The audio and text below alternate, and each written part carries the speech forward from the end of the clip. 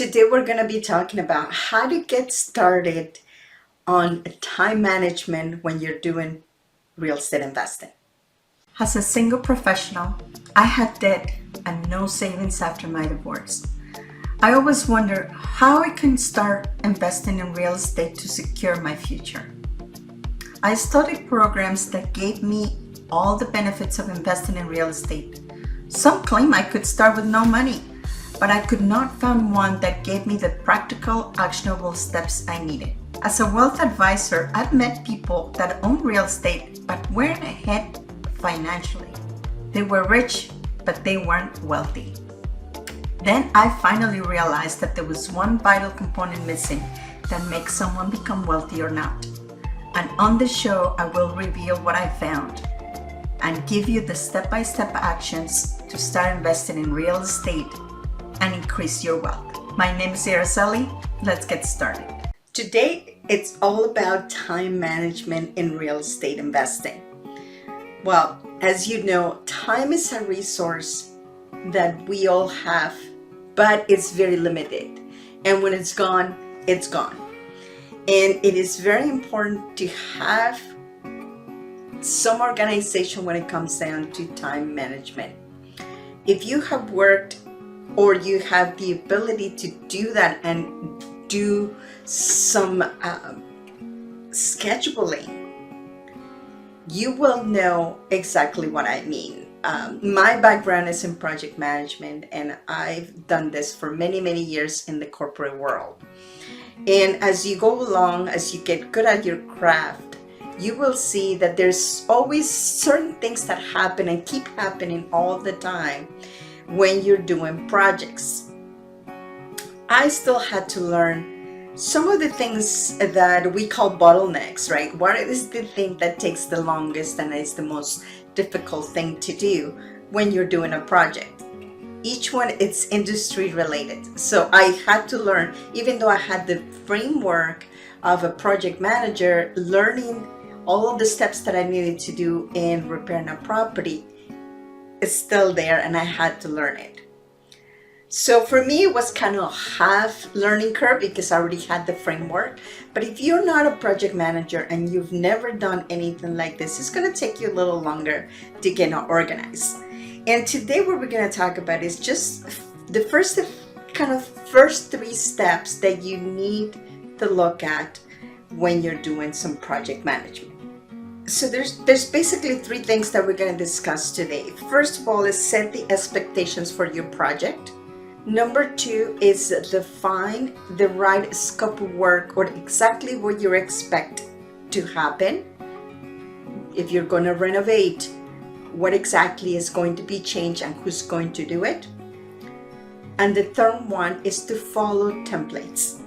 And I do have lots of templates in my course, and if you are interested in finding more about it, all the details are in the notes.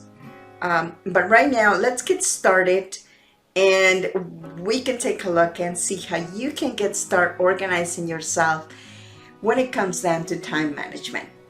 So no matter how you decide to complete the repairs, you are the boss. You always have to remember that. And therefore, you need to stay organized. If you don't have great organizational skills, I advise you to partner with someone that does, as in the end, you will be solely responsible for the success of the project. So even though you have a GC or a general contractor, you are the boss of him or her, and they have to follow your instructions and look for direction from you. So time management. So to be successful in your project, you need to be able to balance deadlines, a budget, and the quality of work. This can be very stressful, even for the simplest projects. And this is where organizational skills come into play.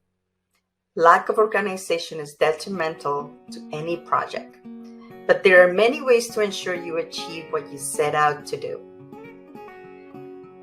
This is one of my fortes. This is one things that I used to do in the corporate world, so that's one of the things that I was able to use here. And it is tough, I tell you. With contractors, general contractors, the deadlines change all the time. There's a lot of things that you cannot control. The only thing that you can do is juggle and make sure that you can fit in everything as you can. So the first thing that you need to do is set some expectation. And you have to do that from the beginning.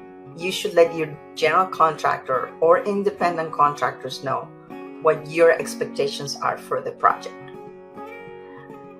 This should include the quality of work you expect, who is responsible for which tasks, and how your team should communicate with each other.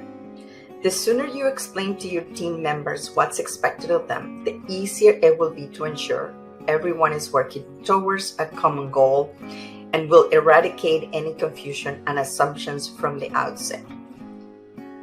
One of the biggest things is if you have two independent contractors, let's say an electrician and a framer. So you're framing the house and you're having the electrical put in. Sometimes the communication in between the two of them is not the greatest. So you have to be in the middle. And you have to ensure that both of them understand, first of all, what each one is supposed to do, and then how they interact with each other. So as you can see, it becomes more and more difficult when you have more people working in the project, because sometimes they think, well, I thought that we're supposed to put the electrical here. And then the other guy comes in and says, well, I'm supposed to put this here, and now this is in the way and I can't do it. So that's why it is important to get familiar with the scope of work. What are they going to do? And just a little bit of the sequence. You don't have to be an expert, but just know kind of the milestones to accomplish by each one of them, so they don't get in each other's way.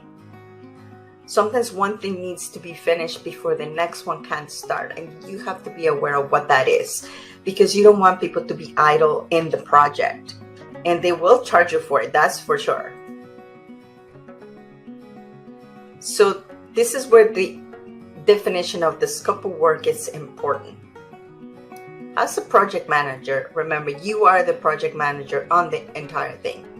So the first step is to planning what is to do. What is the scope of work?